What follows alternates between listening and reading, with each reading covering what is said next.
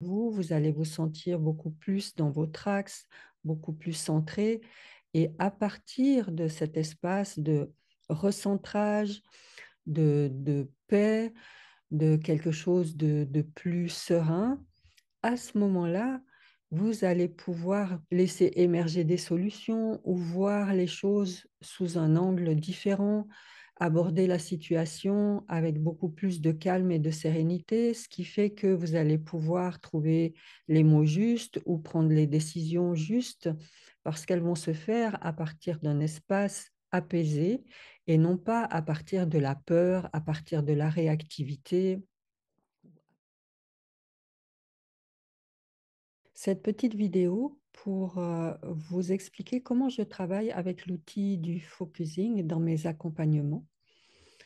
Ce terme de focusing vient de focal dans la photo. Lorsque nous voulons prendre une photo, en tout cas auparavant, parce que maintenant ça se fait automatiquement, il fallait régler la focale de l'appareil photo pour pouvoir rendre l'image claire et nette. Donc il y avait un certain réglage à faire et passer du flou à la netteté.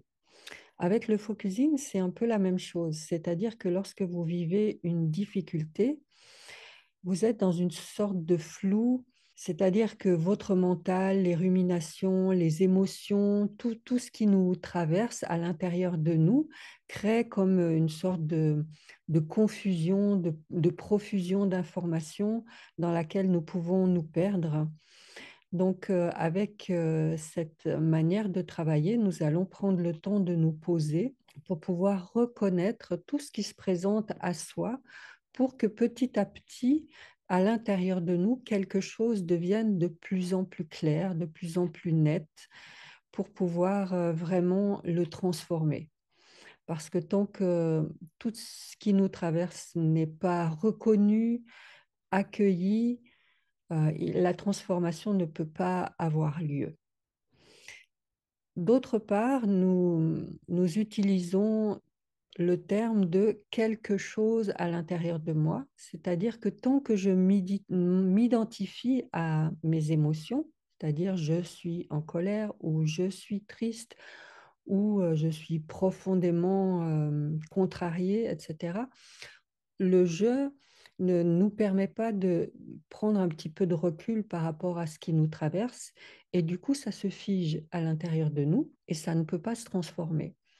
Donc, en utilisant le terme de quelque chose en moi se sent en colère ou quelque chose en moi se sent profondément contrarié, on va pouvoir se décoller de ce qui nous traverse pour pouvoir le reconnaître, l'accueillir, négocier avec ça, voir qu'est-ce qui fait que ça ressent autant d'émotions, qu'est-ce qui se passe pour pouvoir petit à petit laisser venir à soi quelque chose de plus clair qui prend forme. Et pour cela, on utilise notre ressenti corporel parce que tout se passe dans notre corps. Notre corps est vraiment l'instrument qu'utilise notre énergie vitale pour nous donner des informations.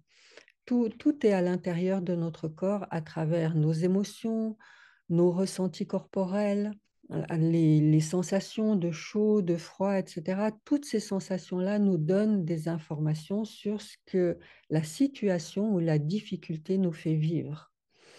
Et la transformation va pouvoir émerger des profondeurs de notre corporalité. Quand je parle de corporalité, c'est vraiment tout ce qui nous constitue à l'intérieur. Donc, on ne va pas s'attacher à raconter l'histoire et à analyser l'histoire, analyser la situation. On va juste prendre le temps de poser les faits au début de la séance. Voilà ce qui se passe, voilà ce que je vis, etc. On va prendre un quart d'heure, 20 minutes et pas plus. Parce que plus nous nous racontons l'histoire, plus on l'analyse, plus on la tourne en long, en large et en travers, plus on va ancrer profondément quelque chose qui risque de rester figé. Donc voilà, on va prendre un petit temps pour poser les faits et ensuite on va pouvoir s'intérioriser pour aller à la rencontre de ces quelque chose qui se manifeste à l'intérieur de nous. Je vous accompagne dans ce processus pour pouvoir vraiment vous permettre de rester en lien avec ce qui se passe pour vous et j'ai suffisamment de recul pour ça et je vous permets d'avoir ce recul pour regarder ce qui se passe, le sentir, le laisser vous traverser, le laisser prendre de la place pour que ça se transforme. Et c'est un processus qui permet de transformer toutes nos difficultés en ressources. C'est-à-dire qu'une fois que toute cette vague émotionnelle de ressenti peut être reconnue, nous traverser, il y a quelque chose qui s'apaise. Et ensuite, dans cet apaisement, la transformation peut venir. Et là, à ce moment-là, vous allez sentir que quelque chose se recentre à l'intérieur de vous, plutôt que d'être complètement dispersé, éclaté dans tous les sens, à analyser les choses dans tous les sens, à essayer de trouver des solutions, etc. Quelque chose va se rassembler, se prendre de la consistance à l'intérieur de vous. Vous allez vous sentir beaucoup plus dans votre axe, beaucoup plus centré. Et à partir de cet espace de recentrage, de paix, de quelque chose de plus serein, à ce moment-là, vous allez pouvoir laisser émerger des solutions ou voir les choses sous un angle différent, aborder la situation avec beaucoup plus de calme et de sérénité, ce qui fait que vous allez pouvoir trouver les mots justes ou prendre les décisions justes parce qu'elles vont se faire à partir d'un espace apaisé et non pas à partir de la peur, à partir de la réactivité, d'émotions, de colère qui font que souvent on ne prend pas les bonnes décisions. Je remarque aussi que ce processus, depuis que je l'utilise, ça fait bientôt une trentaine d'années, me permet d'aborder les situations d'une manière beaucoup plus calme, c'est-à-dire que je sais que c'est simplement quelque chose qui me traverse, qui n'est pas agréable, mais ma vie n'est pas en jeu. Donc, je peux vraiment plonger dans l'expérience, aller voir tout ce que ça éveille parce que je sais qu'au bout du chemin, une fois que j'aurai déblayé tout ce qui m'encombre, c'est la sagesse qui va pouvoir s'exprimer. C'est voilà, tout d'un coup une intuition, une perception, quelque chose qui me dit, ah oui, c'est ça que je dois faire, etc. Et c'est toujours juste. Donc, voilà, je dirais pas que j'ai du plaisir à me dire chouette, un conflit ou une difficulté, mais quand elle est là, je peux l'accueillir et je vais m'apporter de la douceur, je vais m'apporter de la reconnaissance et je suis beaucoup moins en demande de reconnaissance de l'extérieur, de sécurisation, etc. Je sais que tout ça, je peux le trouver à l'intérieur de moi et être en interdépendance avec le monde qui m'entoure, avec les événements, avec les personnes, d'une manière plus détachée. Voilà. Quand on parle de l'attachement, bien souvent, c'est l'attachement à nos émotions. Je suis ceci, je suis cela. Ça permet de nourrir ma personnalité, mais je suis bien plus que ça. Donc, le focusing vous permet vraiment d'aller à la rencontre également de toutes les parts en vous qui peuvent être en lutte, qui fait que ben, vous n'arrivez pas à prendre une décision parce qu'une part de vous dit oui, une part de non de vous dit non, ça ne va pas le faire.